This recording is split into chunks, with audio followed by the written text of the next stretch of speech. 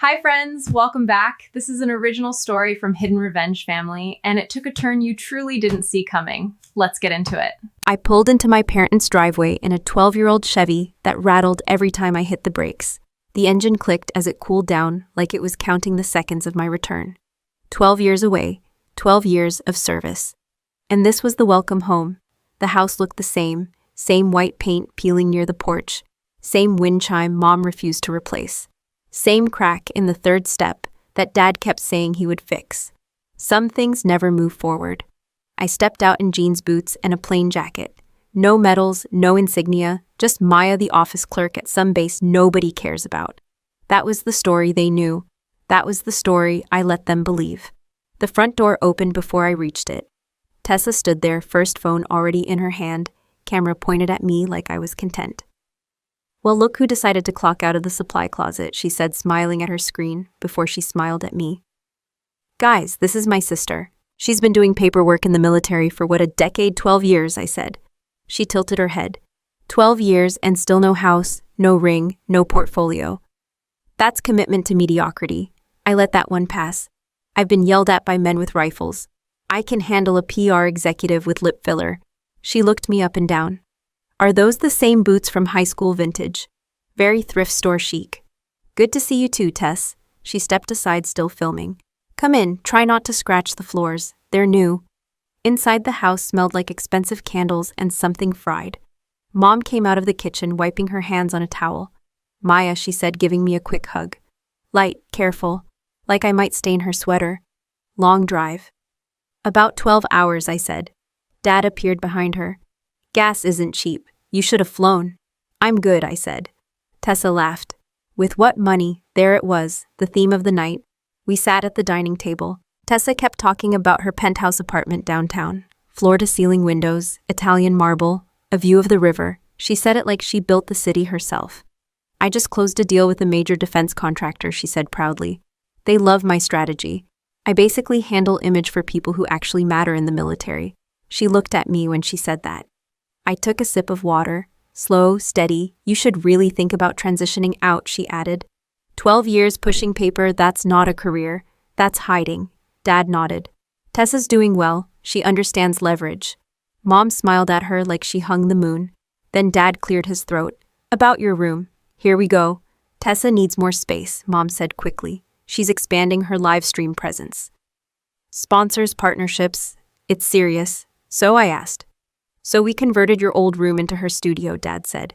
"Lighting rig, acoustic panels. It's impressive." Tessa leaned back, pleased. "Brand growth requires sacrifice." "And me?" I asked. Mom gave me a look like she was asking me to be reasonable. "The basement is empty. We cleaned it. It's cozy. The basement. Concrete floor, one small window near the ceiling. 12 steps down from the kitchen. I used to count them as a kid when I got sent there for attitude." I nodded once. "Fine." Tessa smirked. "See, military discipline. Love that." Right then something settled in me. Not anger, not shame, just clarity. Have you ever walked into a room where everyone already decided who you are and nothing you say can change it? Have you ever been the only one who knows your own value while the people who raised you reduce you to a punchline? If that's happened to you, tell me in the comments. I want to know how you handled it. Dinner ended with Tessa showing off her latest analytics report. Dad helped her move a new ring light into what used to be my bedroom. Mom asked if I could carry some boxes down to the basement since I was used to physical work. I carried them without complaint. The basement smelled like dust and old paint. A single bulb hung from the ceiling. The mattress on the floor looked thinner than I remembered. I set my duffel down. Then I brought in the one thing I didn't let anyone touch. A small armored suitcase. Matte black, reinforced corners, no brand name. Tessa followed me halfway down the stairs. "What's in that?" she asked. "Work stuff." She laughed.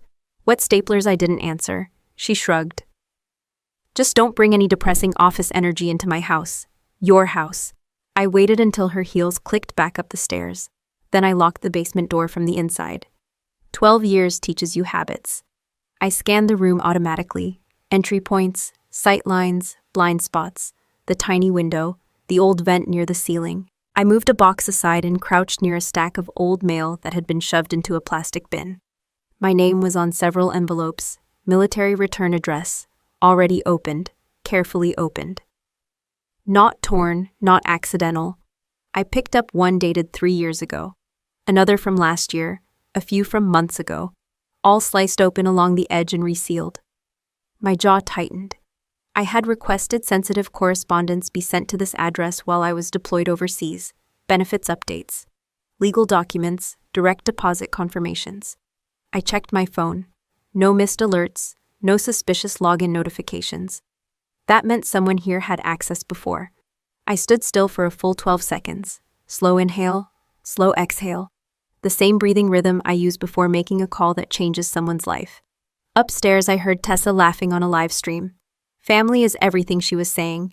I always support my loved ones. I almost smiled. I knelt beside the armored suitcase and unlocked it just enough to check the contents. Inside, wrapped in protective cloth, was a gold-trimmed service insignia and a medal authorized but never displayed publicly. The metal caught the dim basement light and reflected it back in a sharp line. I closed the case immediately and locked it again. They thought I spent 12 years filing paperwork in a storage room. They thought I came back with nothing. Upstairs, Tessa's voice echoed through the floorboards, selling a version of strength she had never earned. Down in the basement, I sat on the edge of the mattress and looked at the opened envelopes in my hand. Someone had crossed a line, and I don't ignore lines. I woke up before sunrise and drove to the VA office to reactivate my health coverage. 12 years in uniform means paperwork never really ends.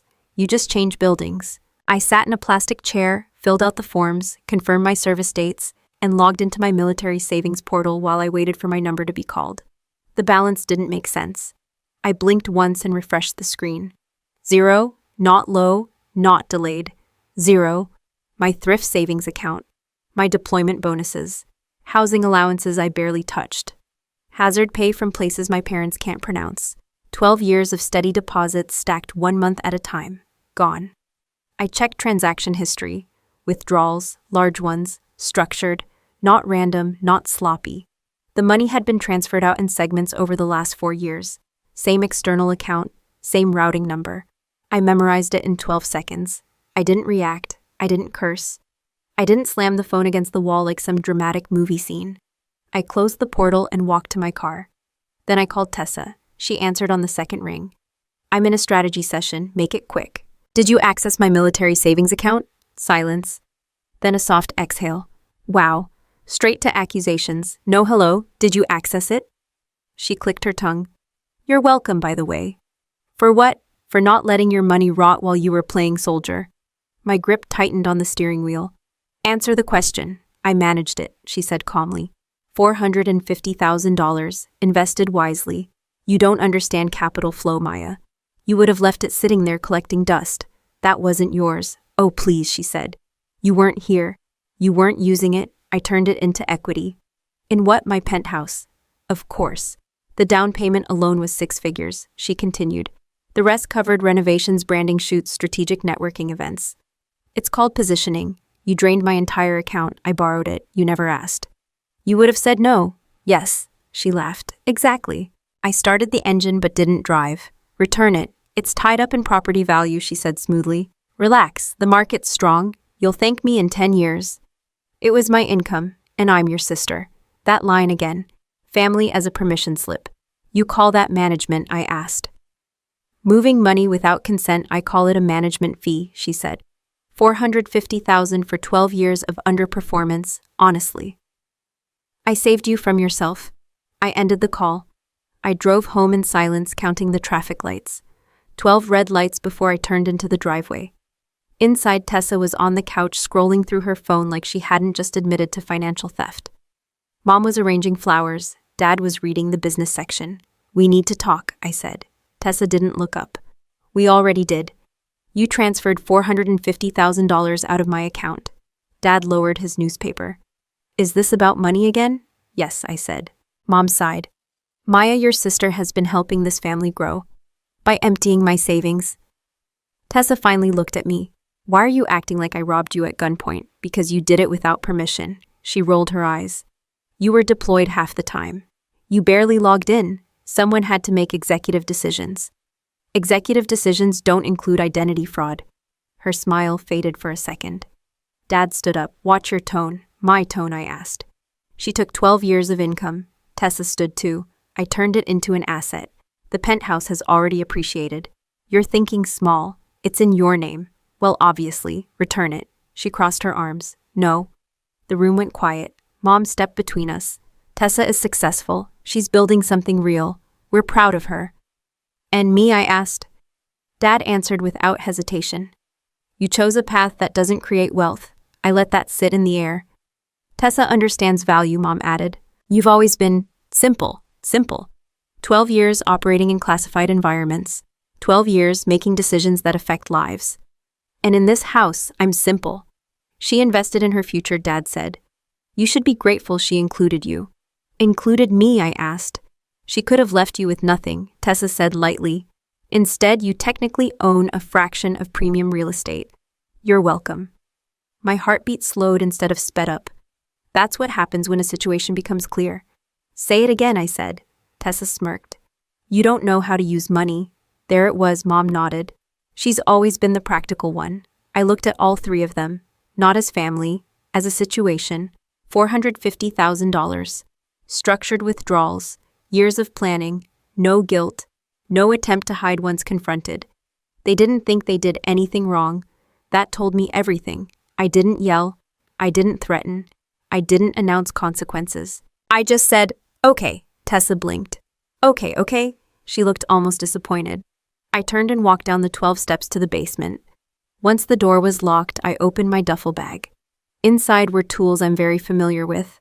Compact surveillance cameras, audio transmitters no bigger than a coin, backup storage encrypted to military standards. Equipment I've used in places far less comfortable than my parents' house. You learn habits in intelligence work. When someone shows you their hand, you don't argue. You observe. I mapped the house in my head.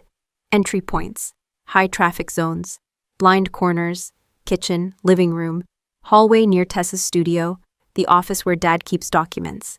I installed the first camera under the kitchen cabinet in less than 2 minutes. The second went behind a decorative vent in the hallway. The third inside a smoke detector casing. 12 devices total by the time I finished. Not paranoia, documentation. Upstairs, Tessa laughed loudly during another live stream. Family support is everything, she told her audience. I adjusted the angle of the camera in the living room. $450,000. They thought this was about money. It wasn't. It was about consent, about respect, about lines. And they had crossed all 12 of mine. I waited until the house went quiet before I made my next move. Tessa always plugged her phone in on the kitchen counter before bed. Not because she trusted us, because she trusted her own sense of control. She believed no one in this house had the skill set to touch her digital life. She was wrong. At 12:17 a.m., the lights upstairs went off one by one. I counted the footsteps. Dad to the bathroom, Mom to the hallway, Tessa pacing in her studio, probably editing clips of herself talking about empowered leadership. When her door finally shut, I gave it 12 more minutes. I moved upstairs without a sound. Her phone sat exactly where I expected. Charging, face down, no passcode notifications on the screen. I didn't need her passcode. From my pocket, I pulled a compact device, no bigger than a key fob. Military-grade data extraction tool, field issue. The kind used when time matters and warrants are already signed somewhere far above your pay grade. I connected it to her phone. The screen flickered once. Encryption doesn't scare me. I've worked through systems designed by governments that don't even admit they exist. Tessa's biometric lock felt like a child's puzzle. Within 3 minutes, I had full access. Messages, banking apps, cloud storage, audio files. I mirrored everything to an encrypted drive in my jacket. First stop, financial records. There it was, not just transfers from my account to hers. There were emails between her and a private banker discussing long-term repositioning of dormant family assets. My dormant family assets. I opened the attachments. PDF files. Legal forms. One of them froze my hand mid-scroll. Voluntary relinquishment of inheritance rights. My name typed neatly at the top. Grandfather's property listed below. The land he bought after serving 30 years in the service himself. 12 acres outside the city. Clear title, no debt. And at the bottom, a digital signature, mine. Except it wasn't. I zoomed in. The stroke pressure was wrong. The spacing between the M and the V slightly off. I know my signature. I've signed deployment authorizations, classified directives, operational approvals, hundreds of times. This was a copy, a traced version, timestamped 2 years ago, filed with the county office. Witness signature Tessa Vance. I exhaled slowly through my nose. She didn't just take money, she tried to erase me from the family ledger. I kept digging. There were text threads between her and a real estate attorney. Once Maya signs off, the land is ours to leverage. She won't question it. She's barely home. She doesn't understand contracts anyway. The arrogance would have been impressive if it wasn't aimed at me. Then I found a folder labeled Archive. Inside were voice memos. I tapped one. Background noise, glasses clinking, music, laughter. Tessa's voice cut through clearly. I'm telling you, she's basically a mouse in a supply closet, she said, laughing. 12 years, and all she can do is file inventory forms. Nobody important even knows her name. More laughter. Honestly, if she disappeared again, no one would notice. She's invisible, a male voice asked. Isn't she military? Technically, Tessa replied, but like the boring kind. Logistics, paperwork, she's not exactly saving the country. I stopped the audio. For 12 seconds, I let silence sit in my ears. Invisible. I've coordinated counter-cyber operations that shut down trafficking networks across borders. I've supervised teams tracking financial pipelines that funded hostile operations. I've briefed commanders who answer directly to the Secretary of Defense. Invisible. The truth is simple. I'm not an office clerk. I'm a lieutenant colonel in a joint special operations unit tasked with national cyber defense. I oversee missions most people will never read about. My name doesn't trend. My face isn't on posters. That's by design. 12 years ago, I signed a contract that required silence, so I stayed silent. I let them believe I pushed paper. I let them mock my lack of ambition. I let Tessa build a brand off borrowed shine. But silence isn't weakness, it's discipline. I continued scanning her phone. There were photos of the penthouse under renovation, caption drafts bragging about self-made success, direct messages to investors claiming she had exclusive defense partnerships.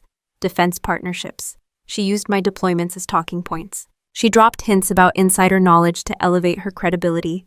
That crossed into federal territory. I copied every file, every message, every memo. Before disconnecting, I opened her notes app. A checklist. Finalize inheritance transfer. Refinance property using land equity. Launch veteran family campaign for brand expansion. I almost admired the strategy. She built her empire on assets she didn't earn and authority she didn't possess. I wiped any trace of my device from her system and placed the phone exactly where it had been. Back in the basement, I reviewed the files on my encrypted laptop. $450,000. Forged inheritance documents. Public misrepresentation tied to military affiliations. That's not sibling rivalry. That's fraud layered over identity theft. Upstairs, the house was quiet. I sat on the edge of the mattress and looked at the 12 envelopes still stacked beside me. They thought I was small. They thought I lacked leverage. What they don't understand is this: my entire career has been about building cases quietly, observing, documenting, waiting until the timing is right. I don't confront targets emotionally, I isolate them. And right now, Tessa was isolating herself with every file she stored. She said no one would notice if I disappeared again. That's the thing about working in national security. When we disappear, it's intentional. And when we step into the light, it's because the operation is complete. I pressed send on the encrypted packet and watched the upload bar move before heading upstairs. Tessa's young entrepreneur gala started at 6 sharp. By noon, the house looked like a showroom. Caterers moved through the kitchen. A rented bar stood where our old dining table used to be. Floral arrangements replaced family photos. Even the crack on the 3rd step had been covered with temporary paneling. Brand over history. Always. Tessa stood in the living room giving instructions like a general who had never seen combat. Lighting needs to be warmer. It flatters investors, she said. And someone hide that outdated bookshelf. It screams middle class. She noticed me halfway through her sentence. Oh, good, she said. You're up. I live here, I replied. For now, she corrected. Mom walked over holding a folded black apron. Maya, we need a small favor. Of course. The catering staff is short one server, Tessa said smoothly. You can help. It'll be good for you. Good for me, how? To understand the value of real work, she said. You've been in a government bubble for 12 years, Time to reconnect with the real world. Dad nodded from the hallway. It builds character. I looked at the apron in Mom's hands. I didn't come home to wait tables at your networking party, I said. Tessa stepped closer. Don't be dramatic, it's just carrying trays. Smile, nod, don't talk too much. Think of it as field training. Field training, I almost laughed. Mom lowered her voice. Please don't embarrass us tonight, embarrass them. I took the apron, not because I agreed, because observation works best from inside the perimeter. By 5:30, guests started arriving. Luxury cars lined the street. Men in tailored suits, women in designer dresses. Everyone smelled expensive. Tessa moved through the crowd like she owned the air. I built everything from scratch, she told a group near the bar. No shortcuts, just strategy. I carried a tray of champagne flutes past her and kept my expression neutral. 12 years of discipline teaches you how to disappear in plain sight.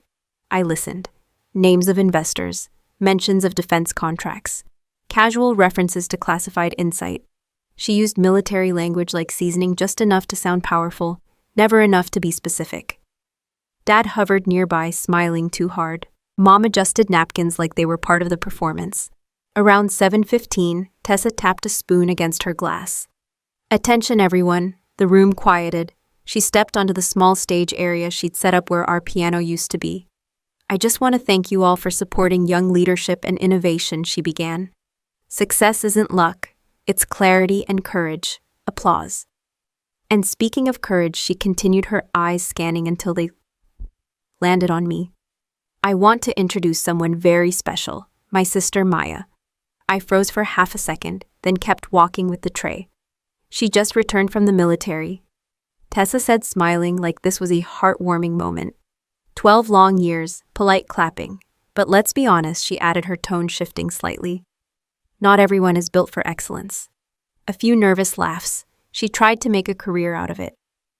Tessa went on, but some people aren't leadership material. Eventually, the system pushes them out. That was new. I stopped near the back wall. Yes, she said lightly. She was basically, let's say, reassigned.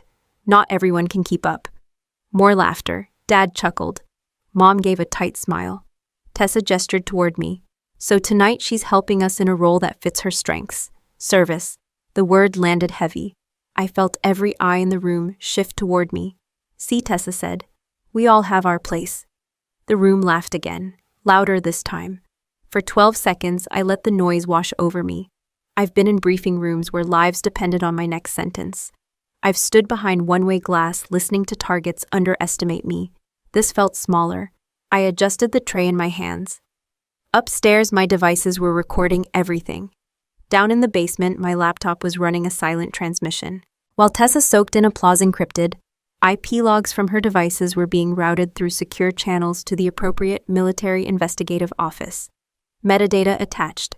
Financial transfers highlighted. Fraud indicators flagged. I didn't need to defend myself in this room. Evidence travels faster than arguments. Tessa raised her glass. To ambition and to knowing your worth. The irony almost impressed me. I moved through the crowd again, refilling drinks. One investor stopped me. So you were in logistics? Yes, I said. He nodded politely. Important work. It is, I replied. Across the room, Tessa was posing for photos under a banner that read, Self-made visionary. Self-made. With my money, with my identity, with my silence. Mom brushed past me and whispered, try to smile. People are watching, I know, I said. That's the point. By 9 o'clock, the party was at full volume. Music, laughter, clinking glasses. Tessa stood at the center, glowing under rented lights. I checked my watch. 12 minutes since the final upload completed. Somewhere in a federal building, a file had just been opened. Tessa locked eyes with me from across the room and smirked. She thought she had control of the narrative. She thought humiliation was leverage. She thought I would react. Instead, I carried another tray of champagne and waited. Operations aren't about emotion, they're about timing. And the clock had just started ticking. I was reviewing the surveillance footage from the gala when the doorbell rang. It was 9:12 a.m. Tessa was already in full makeup, pacing the kitchen while arguing with someone on speaker about brand partnerships. Mom opened the front door. A man in a dark suit stood there, early 50s, clean haircut, posture straight enough to pass inspection, no flashy tie, no wasted movement. I'm looking for Maya Vance, he said calmly. Tessa leaned around Mom and looked him up and down. We're not accepting deliveries, she said. Leave it at the door. I'm not a delivery driver, the man replied evenly. My name is Kessler. The name registered immediately. Colonel Arthur Kessler, Military Legal Division, not someone who knocks casually. Mom frowned. Is this about unpaid bills? Tessa's head snapped toward me at the bottom of the stairs. Oh my God, she said. You didn't tell us you were in trouble. I walked up slowly. Kessler's eyes met mine for half a second. Professional recognition, nothing more. Lieutenant Colonel V, he began. I cut him off gently. Maya is fine. He adjusted without missing a beat. Ms. Vance, I have official correspondence for you. He held out a thick red envelope. Tessa moved faster than I expected. She stepped between us and snatched it from his hand. Finally, she said, Reality check. Mom gasped. Tessa, don't open someone else's mail. She lives in our basement, Tessa replied. If it's debt-related, we deserve to know. Kessler didn't react. He just watched. Tessa turned the envelope over. Official seal, department insignia stamped in gold. She smiled. Look serious, she said. This is what happens when you pretend to have a career for 12 years. I held her gaze. Give it to me. Oh no, she said. We're all invested now. She tore it open, clean ripped down the middle. Paper slid out. She unfolded it dramatically. Her smile faded slightly as she scanned the first lines. Then she scoffed.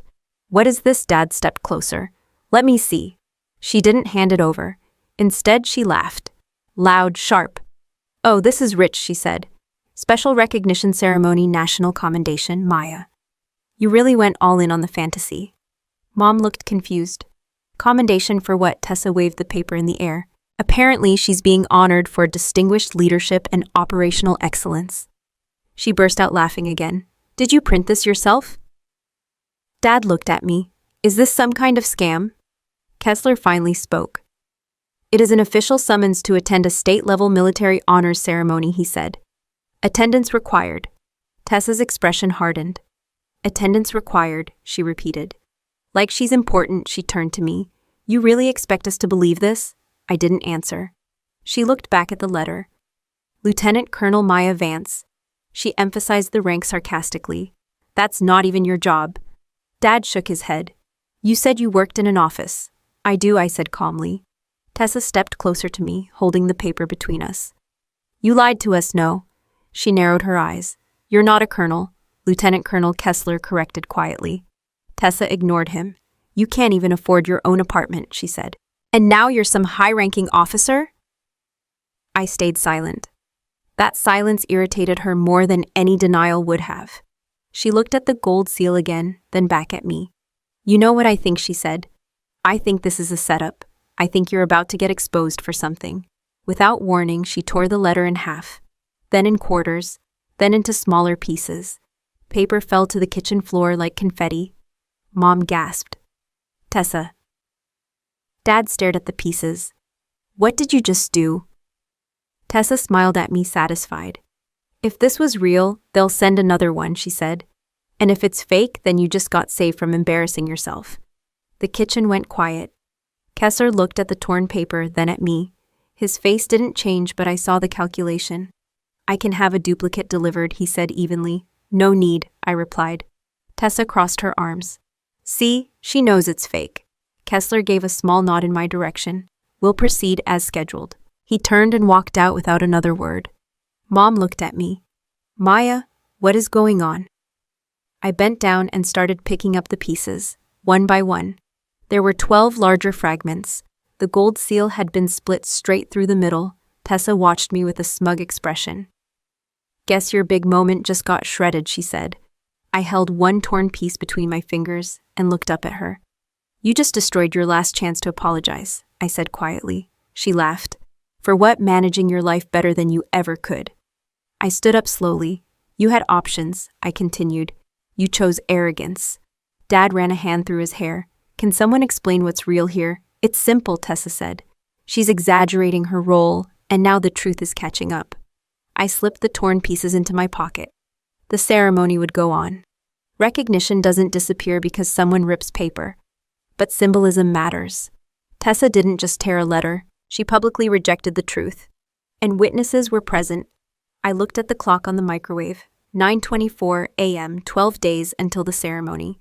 Upstairs, one of my cameras captured the entire exchange from the hallway angle. Audio clear, faces visible, intent documented. Tessa turned back to her phone as if nothing significant had happened. Crisis averted, she muttered, already texting someone. Mom looked unsettled. Dad looked confused. I walked back down the 12 steps to the basement. Once inside, I locked the door. I laid the torn pieces out on the small table and reconstructed enough to read the core details. Date, location, command authority, special national recognition, attendance mandatory. I placed the fragments into a clear evidence sleeve. Tessa thought humiliation was entertainment. She thought power was volume. She still believed I was the weakest person in the room. She hasn't realized yet that the door she tried to slam shut was never hers to control. And in 12 days, she's going to learn who the real gatekeeper is.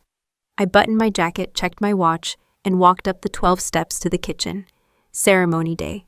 The house was louder than usual. Mom was adjusting her necklace in the hallway mirror. Dad kept checking the time like he was about to close a business deal. Tessa stood by the door in a tailored white suit, phone in hand, already recording. Big day, she said to her followers. Honored to be a guest at the state military recognition ceremony. Relationships matter. Relationships. The BMW key fob dangled from her fingers. The new one.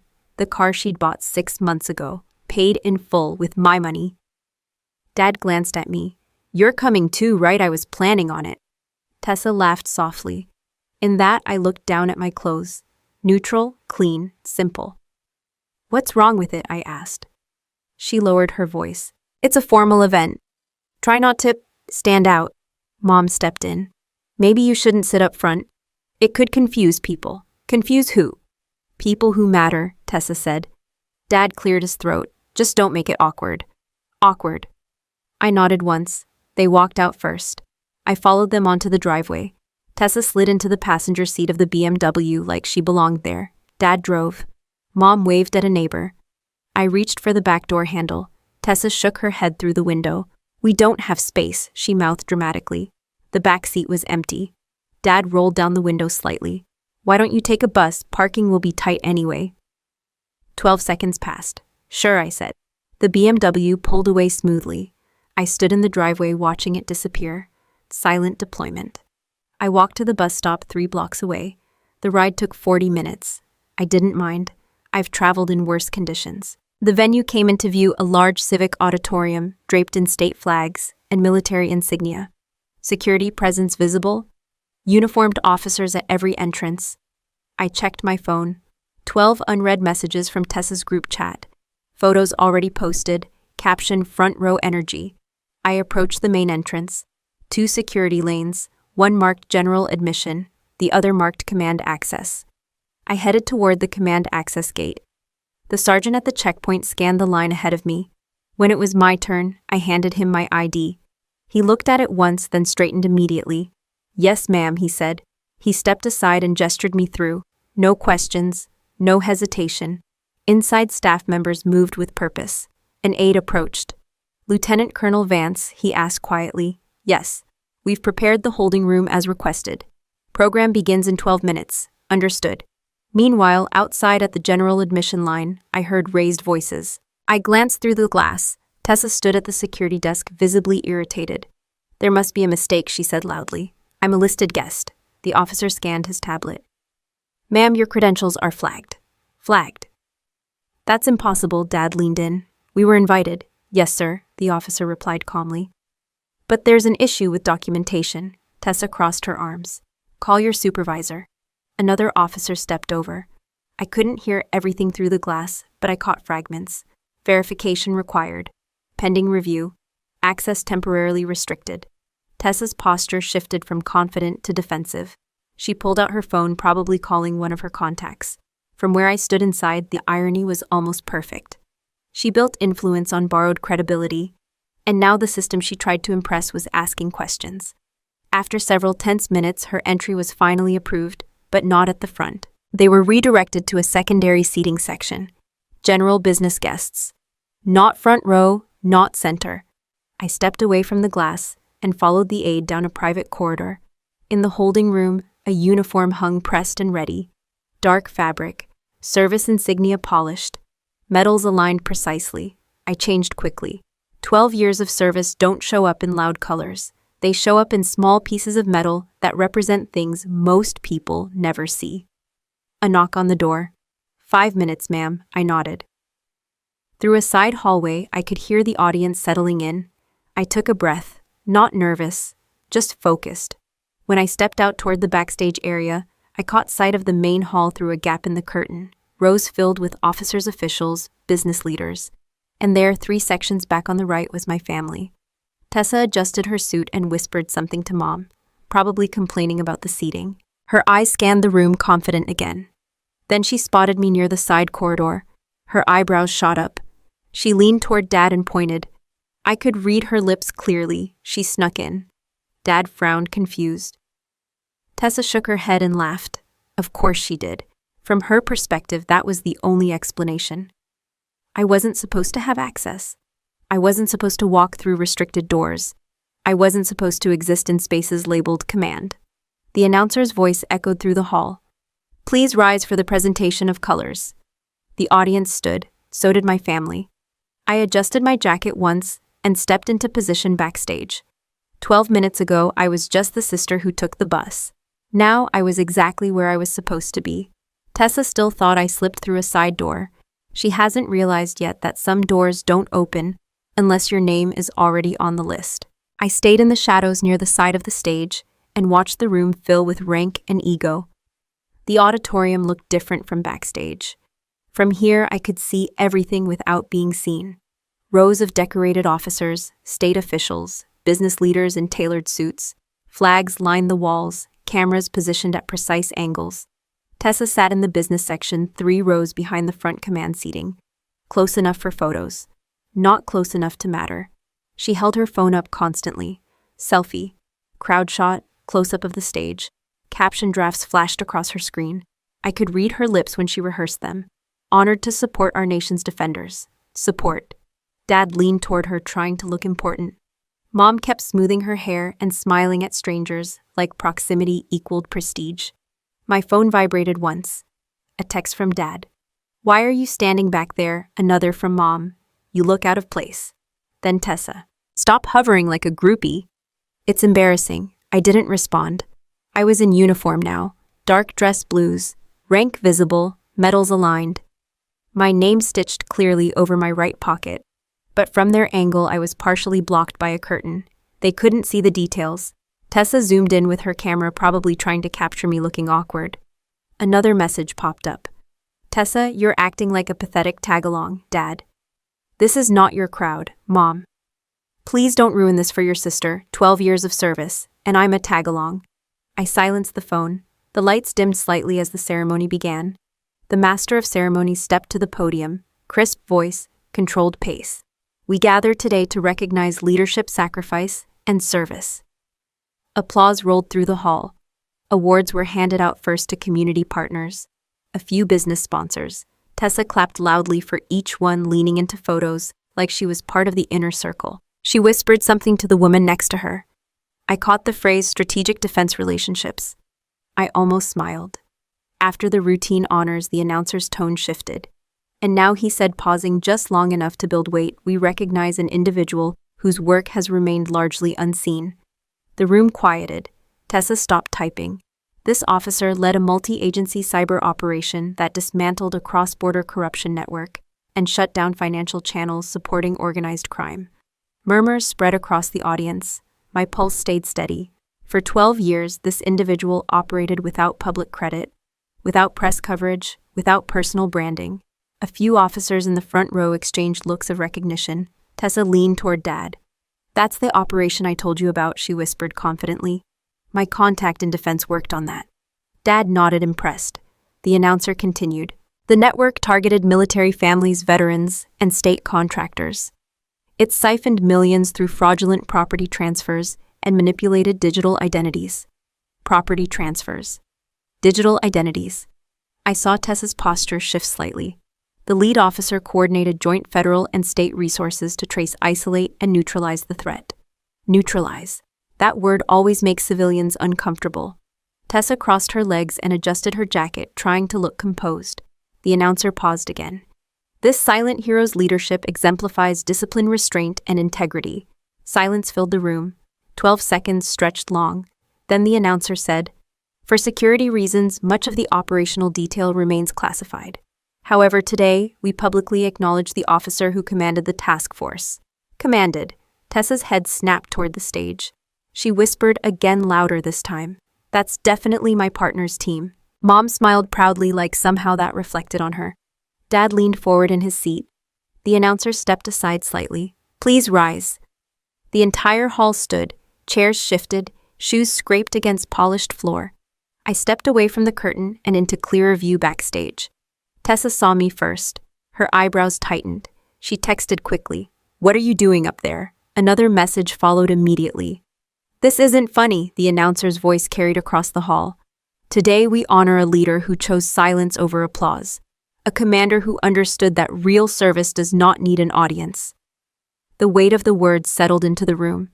I saw a few senior officers in the front row glance toward my position. Recognition flickered across their faces. Tessa's confidence started to crack. She looked around, trying to find someone else near me, someone more plausible. There wasn't anyone. Her phone buzzed in her hand. Probably responses from the people she'd been bragging to. The announcer finished the sentence that changed the air in the room. "The officer who led this operation is here with us today." A pause. "Please prepare to recognize our silent hero." The hall held its breath. Tessa stopped smiling. For the first time since this started, she wasn't performing. She was calculating. And she still had no idea the person she mocked as invisible was about to step fully into the light. I stepped fully into the light as the side doors opened. Then he walked in. General Harrison. 4 stars on his shoulders. Perfect posture, controlled pace. The kind of presence that doesn't need introduction. The entire hall snapped to attention. Chairs pushed back in unison. Shoes aligned, spine straight. Tessa shot up from her seat so fast she nearly dropped her phone. This was her moment. I could see it in her face. She adjusted her jacket, smoothed her hair, lifted her chin. She believed she was about to be acknowledged. After all, she'd spent the last year telling people she had high-level defense partnerships. She'd hinted at exclusive collaborations. She'd positioned herself as a bridge between civilian influence and military credibility. In her mind, this was the payoff. General Harrison stepped to the podium. "Be seated," he said. The room obeyed instantly. He didn't waste words. For 12 years, he began a cyber task force, operated across state and federal lines to dismantle a network that targeted service members and their families. The screen behind him lit up. Images of financial flowcharts, red lines connecting shell accounts, geographic markers across borders. Tessa's smile tightened. General Harrison continued. The network engaged in identity theft, fraudulent property transfers, and unlawful financial manipulation involving active duty personnel. The air shifted. Dad leaned toward Tessa. "This sounds serious." She nodded quickly. "It's part of the operation I told you about." General Harrison paused. The commanding officer of this task force chose not to seek publicity, chose not to defend herself against personal attacks, chose discipline over ego. My phone buzzed once in my pocket. "Tessa, if this is about you, stop it right now." General Harrison stepped away from the podium, and instead of looking toward the business seating section, he looked directly at me. No hesitation, no confusion. He walked past the first row, past the second, past the section where Tessa sat upright, shoulders squared, ready to be called. He didn't even slow down. He moved straight toward the side of the stage, toward me. The entire hall followed his movement with their eyes. Tessa turned in her seat. Her expression shifted from anticipation to confusion. General Harrison stopped in front of me. He stood tall. Then he executed the most formal salute protocol allows. Sharp, precise, deliberate. "Lieutenant Colonel Vance," he said clearly, his voice carrying through the hall without a microphone. "Mission accomplished." The words landed like a controlled detonation. For a split second, there was silence. Then the room erupted in applause. Not polite applause. Standing, sustained recognition. I returned the salute. Professional, controlled. Tessa's face drained of color. Her mouth opened slightly, but no sound came out. The screen behind us changed. A photograph appeared. Me in full operational uniform. Metals visible, name clear. Another image followed. A timeline of the cyber operation, dates spanning 12 years. Another slide. Highlighted financial transfers. $450,000. Account numbers, transfer logs. The routing number I memorized on day one. Another slide. The forged inheritance document. Digital comparison overlay of my real signature versus the altered one. Red circles marking discrepancies. Tessa's hands began to shake. Dad looked from the screen to me, then back to the screen. Mom's hand covered her mouth. The announcer spoke again. The investigation uncovered internal exploitation of a service member's financial assets and attempted fraudulent property acquisition. Internal, exploitation, fraudulent, every word precise. The evidence wasn't theatrical, it was factual, documented, time-stamped, verified. The screen zoomed into a still image from a voice memo transcript. Text displayed clearly. She's basically a mouse in a supply closet. If she disappeared again, no one would notice. The date beneath it. 2 months ago, Tessa stumbled backward into her seat. Her knees didn't fully hold. She gripped the armrest as if the chair might move away from her. The people sitting beside her shifted uncomfortably. Phones that were once pointed at the stage slowly lowered. General Harrison stepped back toward the podium. "Service is not branding," he said calmly. "Integrity is not optional. No raised voice, no drama, just authority." I stood in place, posture steady. 12 years, 12 deployments, 12 times I chose silence over recognition. And now truth was standing in uniform. Tessa shook her head repeatedly, whispering something I couldn't hear. Dad leaned toward her urgently. Mom looked like the room had tilted. The final slide appeared. A simple statement. Charges pending financial misappropriation, identity fraud, document forgery. Under it, one-line referral to Military Criminal Investigation Division. The applause didn't stop immediately. It faded, gradually replaced by a different kind of silence. The kind that follows exposure. General Harrison stepped beside me. He didn't look at Tessa. He didn't need to. The evidence had already done that. He turned slightly toward the audience. Lieutenant Colonel Vance's restraint under personal provocation reflects the discipline we expect from our leaders. Restraint. That word mattered. I didn't fight back publicly. I documented. I didn't scream. I built a case. Tessa tried to stand again. Her legs gave slightly. Her phone slipped from her hand and hit the floor. The screen cracked on impact. For someone who lived through a lens that felt symbolic, I kept my eyes forward. Professional, controlled, unmoved, because this wasn't revenge. It was correction. And correction doesn't require anger. It requires evidence. Tessa looked up at me from across the hall. For the first time in 12 years, she saw me. I walked off the stage as the applause faded and the side doors opened again. 2 Military Criminal Investigation Division agents were already waiting near the aisle where Tessa sat.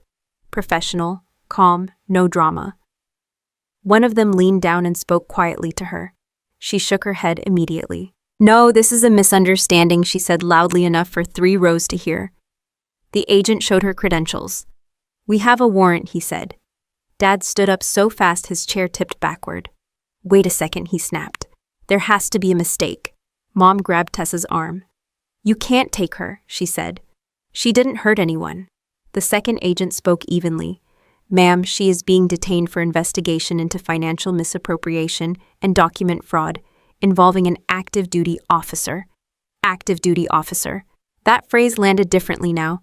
Tessa's eyes locked on me across the hall. "You did this?" she said, voice breaking. I didn't answer. She tried to pull away. "I invested it," she argued. "It wasn't theft." One of the agents secured her wrists with cuffs. Clean motion, no force beyond what was necessary. The sound of metal clicking into place echoed louder than any speech that night. 12 years of silence. Now 12 seconds of reality. Mom started crying. Dad looked at me like I had personally designed the justice system. "How could you let this happen?" he demanded. "Let." That word again. I stepped down from the side platform and approached them slowly. "I didn't let anything happen," I said. "She made choices." Mom wiped her face with shaking hands.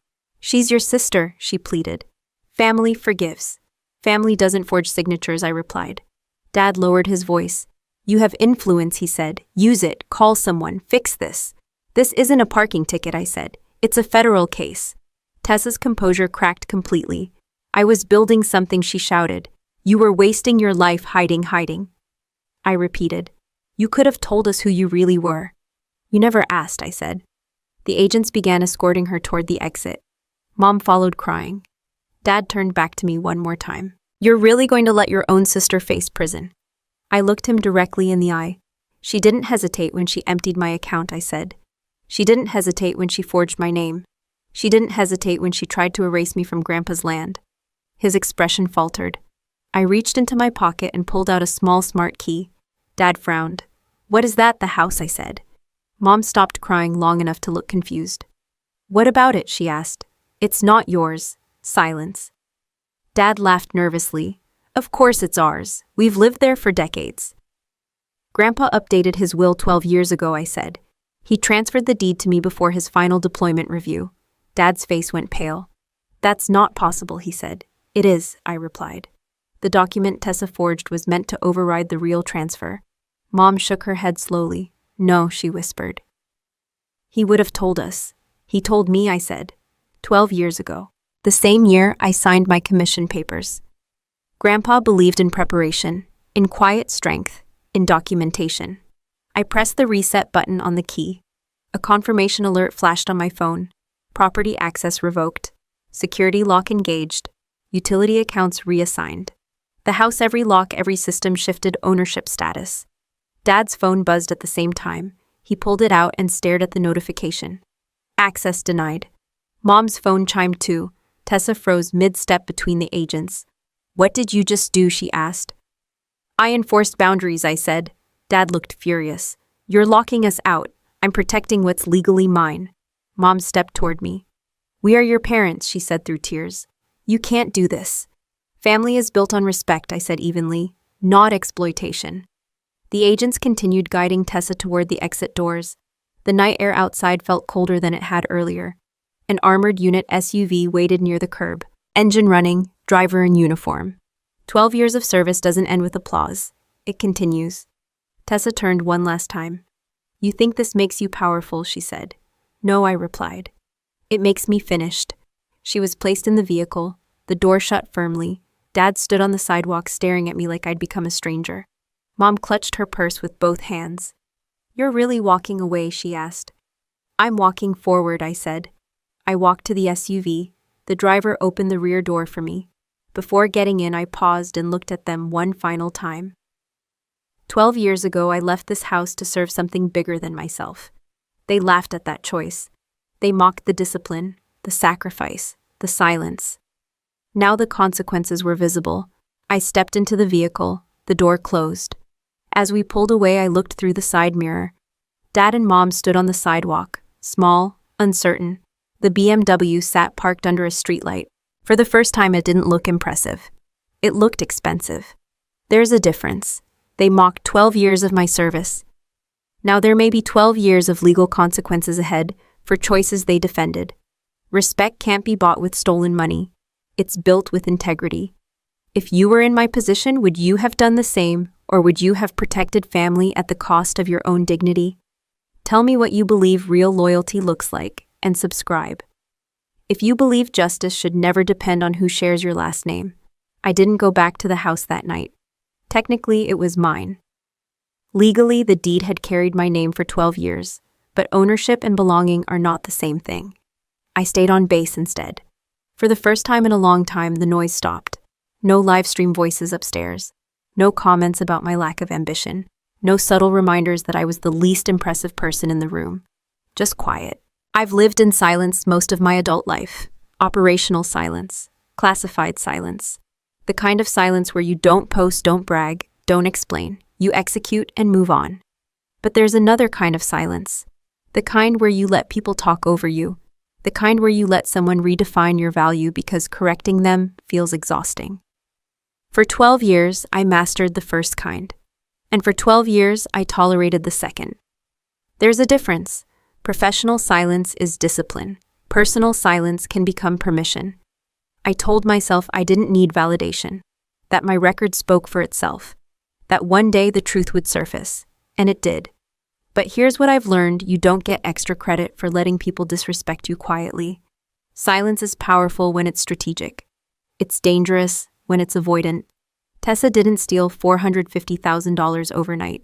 She didn't forge my inheritance documents in one bold move. She tested boundaries first. Small jokes about my job, comments about my income, little decisions made on my behalf.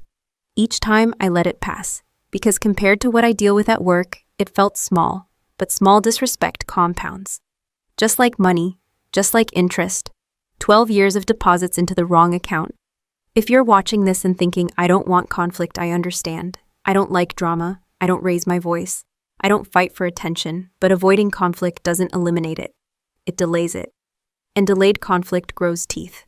One of the hardest lessons I learned isn't about money, it's about narrative. If you don't define your own role, someone else will. Tessa called me a supply clerk long enough that even my parents believed it. Why? Because I never corrected it. Not publicly, not firmly. I told myself it didn't matter, but perception shapes behavior. When people believe you are small, they feel comfortable stepping over you. When people believe you lack leverage, they feel safe exploiting you. Competence does not automatically command respect. Clarity does. You can be the most capable person in the room and still be dismissed if you refuse to own your space. That doesn't mean you brag. It means you don't let lies stand unchallenged. Another lesson: documentation beats outrage. I could have screamed the night I saw my account balance at zero.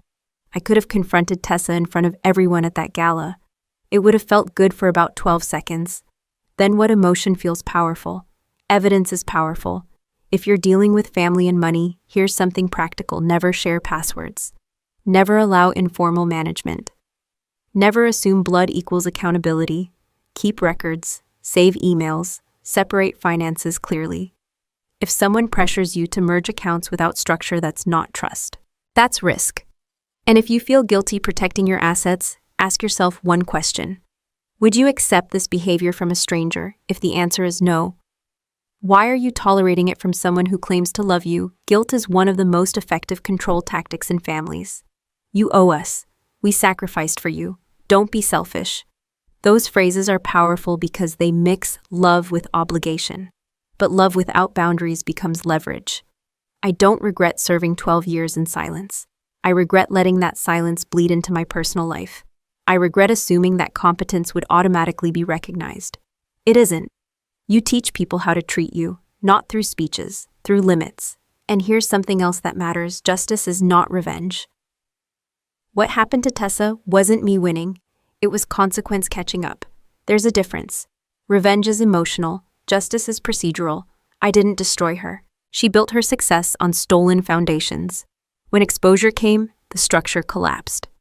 If you're in a situation where someone is taking advantage of you, you have options. You can confront recklessly, you can withdraw quietly, or you can prepare strategically. Preparation requires patience. Patience requires discipline. Discipline requires self-respect. And self-respect starts with this: you are allowed to say no. You are allowed to demand transparency. You are allowed to enforce consequences. Even with family, especially with family. 12 years ago, I chose service over attention. 12 days ago, I chose documentation over argument. 12 minutes before that salute, I chose restraint over reaction. Those choices built leverage, not noise. If there's one thing I want you to take from my story, it's this: don't confuse being calm with being powerless. Don't confuse being quiet with being weak. And don't let anyone convince you that protecting yourself makes you disloyal. Silence has a cost. Make sure you're paying it for a mission, not for someone else's comfort. The hardest part wasn't watching Tessa get arrested. It was watching my parents look at me like I had betrayed them. That look stays with you, not anger, not even hatred, disappointment. Like I failed some invisible family loyalty test. My mother's words replayed in my head for days. Family forgives. It sounds noble. It sounds mature. It sounds like something stitched on a pillow in a suburban living room. But here's the question nobody asks. Forgives what a mistake or a pattern? There's a difference. If Tessa had apologized the first time she crossed a line, we'd be having a different conversation. If she had asked before touching my savings, that's a conversation. If she had admitted wrongdoing instead of mocking me publicly, that's repairable. But she didn't slip. She calculated. She transferred money in structured increments. She forged a signature with enough precision to pass basic inspection. She built brand credibility using access she never earned. That isn't a mistake. That's strategy, and loyalty without accountability isn't love. It's corruption. We talk about corruption in governments like it's distant and dramatic. But it starts small. It starts when someone says, it's fine, they're family. When we excuse behavior because of blood, we teach the person that rules don't apply to them. And when rules don't apply, character erodes. My parents weren't evil. They were uncomfortable. It's easier to pressure the disciplined child than confront the reckless one. It's easier to ask the responsible person to absorb the damage than demand growth from the irresponsible one. That's how families create imbalance. One child becomes the shock absorber. The other becomes untouchable. I played shock absorber for 12 years. No more. Another lesson I had to learn the hard way. Guilt is a weapon. Not always loud. Not always obvious. Sometimes it sounds like this: we sacrificed for you. You owe us. Don't tear the family apart. Pay attention to that last one. Don't tear the family apart. Notice how accountability becomes destruction. Notice how enforcement becomes cruelty. Boundaries feel violent to people who benefited from your lack of them. When I locked the house access, my father called it extreme. When Tessa drained my account, he called it initiative. That imbalance isn't accidental, it's conditioning. If someone has been allowed to operate without consequences for years, your first boundary will feel like betrayal to them. But here's the truth. Boundaries don't destroy relationships. They expose which relationships were conditional. If your connection only survives when you tolerate disrespect, it wasn't healthy to begin with. Financial independence played a bigger role in this story than most people realize. $450,000 wasn't just money, it was leverage. When you control your own resources, you control your options. When someone else controls your resources, they control your flexibility. Money doesn't buy happiness, but it absolutely buys autonomy. If you are financially dependent on someone who disrespects you, your voice will always sound softer. That's not weakness, that's structure. So here's practical advice, not motivational fluff. Do not share financial access casually. Do not combine asset sets without documentation. Do not assume shared last names equal shared values. If you lend money, treat it like a contract. If you invest with family, formalize it. If someone resists transparency, that's information. And here's another uncomfortable truth. You cannot rescue someone from consequences they earned. If I had stepped in and fixed the investigation, what would Tessa learn? That she was right. That charm outruns law. That family influence overrides integrity. That would not help her. That would enable her. Sometimes the most loving decision is to let reality teach what you cannot. That doesn't mean you stop caring. It means you stop protecting behavior that harms you. There's a line between compassion and self-abandonment. I crossed that line for years. I believed being strong meant absorbing everything quietly. It doesn't. Being strong means knowing when to absorb and when to enforce. When my parents asked me to save Tessa, I asked myself one question. If she weren't my sister, would I intervene? The answer was immediate. No, that clarity matters. Because principles that only apply to strangers aren't principles. They're preferences. You don't get to preach fairness in public and practice favoritism at home. Consistency is integrity. Integrity is expensive. It costs comfort.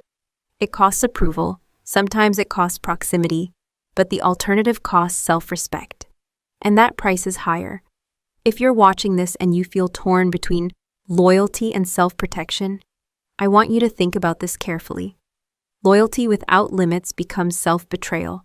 You can love someone and still refuse to fund their chaos. You can care about someone and still allow consequences. You can walk away from toxic behavior without walking away from your values. Boundaries are not betrayal. They are clarity. And clarity is not cruelty. It's honesty. For 12 years, I defended a country that believes in law. It would be hypocritical to ignore that law when it entered my own home. If your family expects you to sacrifice your dignity to preserve their comfort, that's not unity. That's imbalance. An imbalance always collapses. Not because someone enforced a boundary, but because someone refused to grow within it. The loudest moment of my life lasted less than 60 seconds. The salute, the applause, the screens lighting up with proof. After that, everything went quiet again. And honestly, that's where I'm most comfortable. For 12 years, I worked in rooms where no one clapped. No cameras, no hashtags, no proud of you posts, just briefings, decisions, consequences. Real power rarely looks impressive from the outside. It looks boring, it looks repetitive. It looks like showing up every day and doing the right thing even when no one is watching. Tessa built visibility. I built credibility. There's a difference. Visibility is fast, credibility is slow. Visibility gets attention. Credibility survives exposure. When the screens behind me showed the evidence, what collapsed wasn't just her reputation. It was the gap between image and substance. And that gap is where most people live now. We live in a world that rewards presentation, followers, engagement, perception. But perception has an expiration date. Character doesn't. For 12 years, nobody in my family saw what I was doing. They saw the car I drove. They saw the clothes I wore. They saw the absence of luxury. They measured value with surface indicators. And that's common. We all do it. We judge success by what's visible, but some of the strongest people you know are building quietly. Paying off debt quietly, studying quietly, recovering quietly, healing quietly. Just because it isn't broadcast doesn't mean it isn't powerful. Here's something I've learned: in uniform, noise and strength are not the same thing.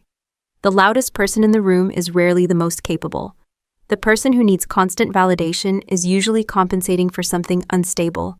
Real strength is steady. It doesn't need applause to continue. It doesn't collapse under scrutiny. Tessa's mistake wasn't ambition. Ambition is fine. Her mistake was building ambition on shortcuts. She wanted status without foundation, influence without responsibility, recognition without restraint. And when pressure came, there was nothing underneath to support it. If you're building your life right now, ask yourself a simple question: am I building something that survives exposure? If someone examined your finances, your contracts, your ethics, your promises, would they hold? Or would you panic? Exposure is not the enemy. Exposure is the audit. And audits reveal structure. Another thing I want to make clear: justice is not revenge. Revenge is emotional. Justice is procedural. I didn't celebrate when Tessa was arrested. I didn't feel triumphant when the house access transferred. I felt resolved. That's different. Revenge seeks to inflict pain. Justice restores balance. There's no high after justice. There's stability. If you're holding on to anger towards someone who hurt you, I understand that instinct. But anger is heavy. Documentation is lighter. Planning is calmer. Growth is cleaner. The most satisfying outcome isn't watching someone fall. It's realizing you no longer need to prove anything. When General Harrison saluted me, it wasn't about humiliation. It wasn't about embarrassing my sister. It was about acknowledgement of work done in the dark. And that acknowledgement didn't change who I was. It revealed who I had already become. Respect doesn't arrive because you demand it. It arrives because you embody consistency. It arrives because you keep your word when it's inconvenient, because you follow law even when it hurts your own circle, because you don't sell integrity for applause. If you are in a season where nobody sees your effort, keep going. If you feel underestimated, don't shrink, improve. If people misjudge you, correct the record when necessary, but don't chase approval. Approval fades. Skill compounds. Character compounds. Discipline compounds. Just like money, just like reputation. 12 years ago, I left home without status. 12 years later, I returned with clarity. Not about my rank, not about my medals, about my boundaries, about my standards, about who I am when nobody is clapping. You don't need a 4-star general to validate your worth. You need alignment between your actions and your principles. That alignment is what carries you when rooms turn quiet again. And they always do. If there's one final thing I want you to remember, it's this. Don't measure your progress by who is impressed. Measure it by who you are becoming when no one is watching. They laughed at 12 years of quiet service. Now those same 12 years stand as proof of discipline, restraint, and strength. And strength built in the dark doesn't disappear when the lights turn off. It's still there, solid, unshaken, exactly where it was forged. Final note. This story is a work of fiction, but the valuable lessons we discuss are entirely real and continue to happen to many people every day. If this style isn't for you, that's perfectly okay. please feel free to look for other content that better suits your needs.